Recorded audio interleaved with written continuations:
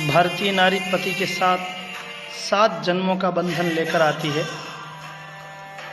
पति को परमेश्वर मानती है, परंतु एक तरफ पति धर्म और दूसरी तरफ राष्ट्र धर्म हो तो राष्ट्र धर्म को सबसे ऊपर मानने का सर्वोच्च उदाहरण है जालोर की हीरादेह। संवत 1368 ईस्वी सन 1311 शनिवार बैसाख की अमावस्या की काली अंधेरी रात की बात है। जालोर दुर्ग के एक घर में गृहिणी हीरादेह अपने पति की प्रतीक्षा में बैठी थी कि अचानक तेज कदमों से वीका दैया तेज और सशंक चाल से आकर घर में घुसा और अंदर से सांकड़ चढ़ा दी। हीरादेह ने दीपक की मध्यम रोशनी में देखा कि पतिदेव कोई बहुत भारी गठरी लिए हुए आए हैं। खनक से ही समझ गई कि धन और आभूषण है, लेकिन पति की चोर नजर से वह तुरंत भांप गई कि कुछ तो गड़बड़ है। इतना धन? उसने आश्चर्य व्यक्त किया। फिर पूछा, क्या मैं जान सकती हूं कि यह धन आपको कहां से मिला? वीका दैया कुल्ला करते हुए बोला, कहीं से भी मिला है, रख लो, दुर्दिनों में काम ही आएगा। राजपूत कब से दुर्दिनों की अग्रिम व्यवस्था करने लगे हैं नाथ? अरे तुम जानती नहीं हो, आगे समय बड़ा खराब आने वाला है। धन की कमी तो धन ही से पूरी होगी ना। बीका दैया हाथ पहुंचते हुए बोला, क्षत्रिय हो, तलवार लेकर जिस दिशा में भी निकलोगे परिवार के गुजारे लायक तो मिल ही जाएगा। हीरादेह ने तलवार एक तरफ रख आसन बिछाया, भोजन की थाली लगाई और पास ही बैठकर पति से धन के स्रोत पर बात करने लगी। जालोर के बुरे दिन आने वाले हैं भगवान, हम भाग्यशाली हैं कि कुछ जुगाड़ तो हो गया, वरना तो राजपूतों के लिए रक्त बहाना और स्त्रियों का जोहर देखना ही शेष रहा है। लेकिन इतना धन दिया किसने? हीरादेह हैरान थी। वह जिस कुल परंपरा से थी वहां भी धन का तो अभाव ही देखा था। बचपन से ही अपने परिजनों के बलिदान होने और युद्ध के लोमहर्षण वृत्तांत सुनती आई है। धन की खनक से वे इतनी परिचित नहीं थी।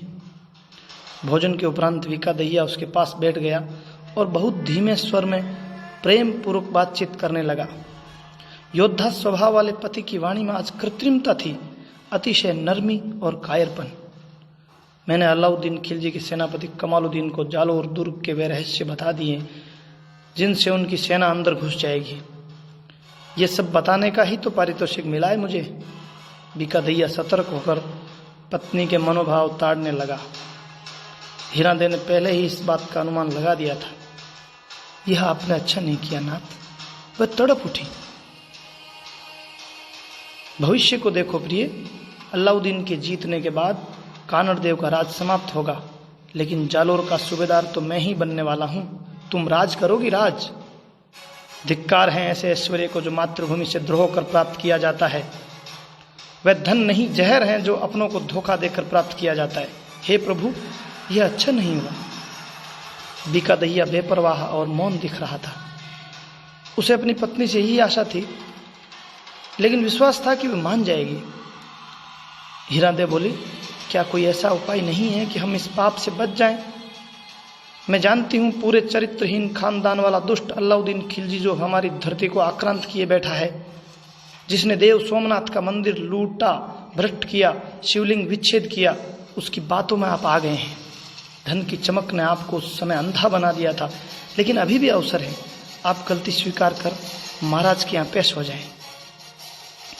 हीरादेह, तुम्हें याद नहीं है वे बुरे दिन जब तुम एकाध आभूषण के लिए तरस जाती थी? क्या तुम्हें पालकी, दास दासियों और महलों के विलास की इच्छा नहीं होती? जो सुख आज जालोर के राजा रानी भोग रहे हैं उस पर हमारा कोई अधिकार नहीं है। हम अभी जो हैं वही ठीक है नाथ। जालोर से गद्दारी पाप है, क्षत्रिय धर्म के विरुद्ध है।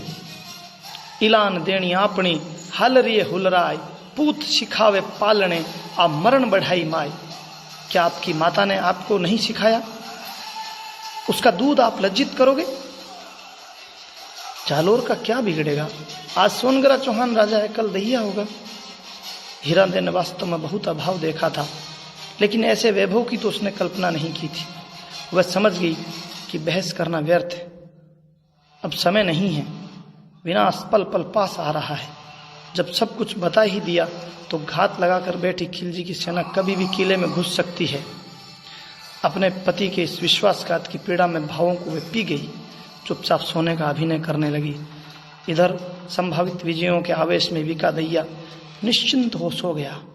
लेकिन जैसे जैसे रात गहराती गई, अंधेरा बढ़ता गया, सन्नाटा मरणांतक पीड़ा देने लगा। हीरादेवी बेचैन होती गई। वह मुगलिया इतिहास को अच्छी तरह से जानती थी।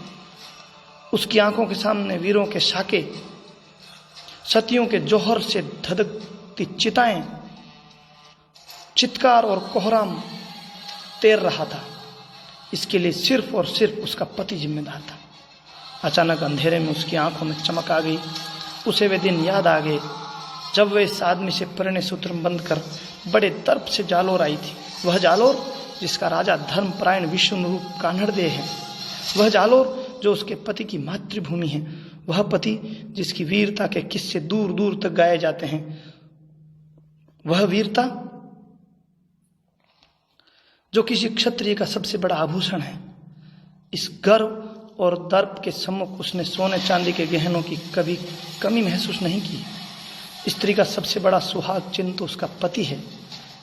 लेकिन ये कैसा पति है जो वैधव्य से भी बड़ी पीड़ा देकर जा रहा है?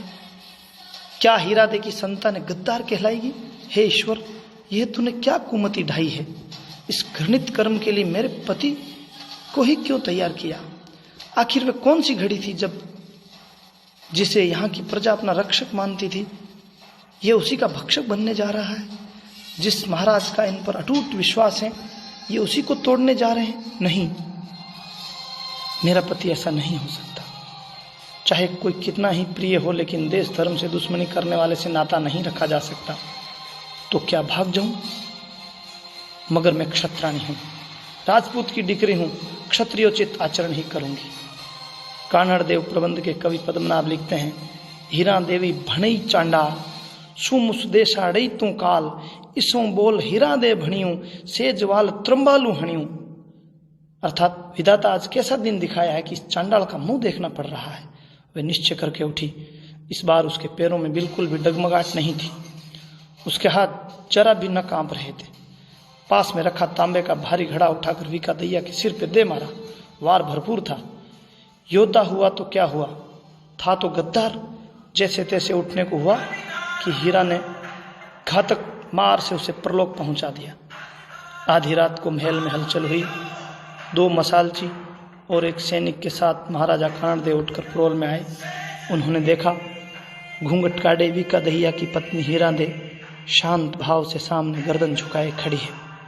सारी बात जानकर धीर गंभीर महाराज तुरंत समझ गए कि सामने जो देवी है वह जो करके आई है वैसा इतिहास में आज तक न हुआ है और न होने की संभावना है।